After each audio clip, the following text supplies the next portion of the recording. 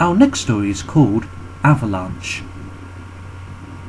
The Fat Controller had left Boca in charge of the branch line while Edward went to the works to be mended. Edward needed to be fit before the summer visitors came. After a week he was growing bored, but then a newcomer arrived. She was a wooden coach, and Edward thought there was something familiar about her. That evening he heard a quiet, timid voice. "Excuse me," it said. "You're Edward, aren't you?"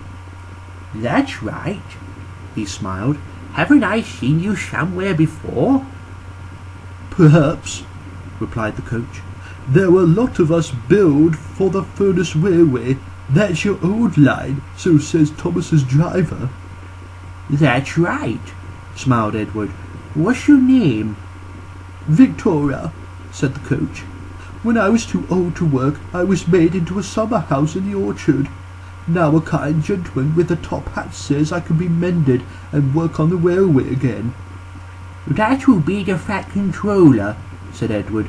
"Did he say where you would work? There'd be plenty for you to do on my line," continued Edward hopefully. Victoria hesitated. "I think the Fat Controller knew," she said, "but he didn't say." "Where did you work in the old days?" asked Edward.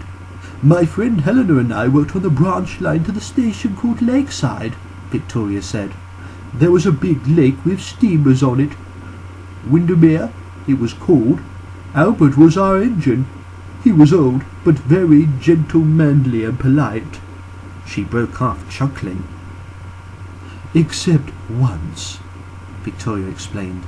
"It was winter and very cold. Even the lake was beginning to froze over, and that didn't often happen." "I don't suppose you had many passengers of the steamer then," put in Edward. "You'll be surprised," Victoria said. "For some it was the easiest way of getting them from the town on the other side of the lake. Anyhow, on this winter day, the snow wasn't too bad at the junction, so we were all right when we set out. As we got near the hills, the snow got thicker. We reached a place called Heavenwake, where there are 2 tunnels, one at each end of the station. Albert didn't care about a bit of snow. Silly soft stuff, he called it." "Thomas used to say that too," smiled Edward. "The steamer was late that day. Ice in the water, they said, and that made us late too.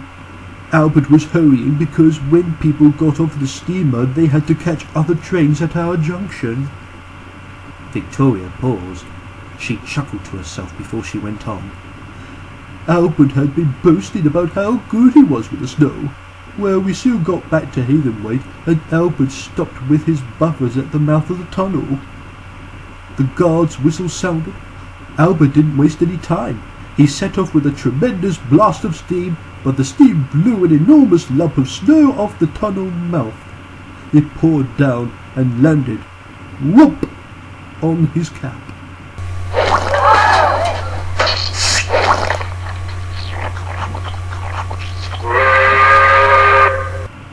Albert didn't quickly put on the brakes. The train stopped, and then a lot more snow came down on Helena and me. She was almost completely buried, and half of me was too. Albert couldn't move an inch. He wanted to, but he didn't dare in case he brought down more snow. The passengers weren't hurt, but it was the next morning before the men dug us out. I've never been so cold. Albert never boasted about snow again, though." "I wonder why," chuckled Edward.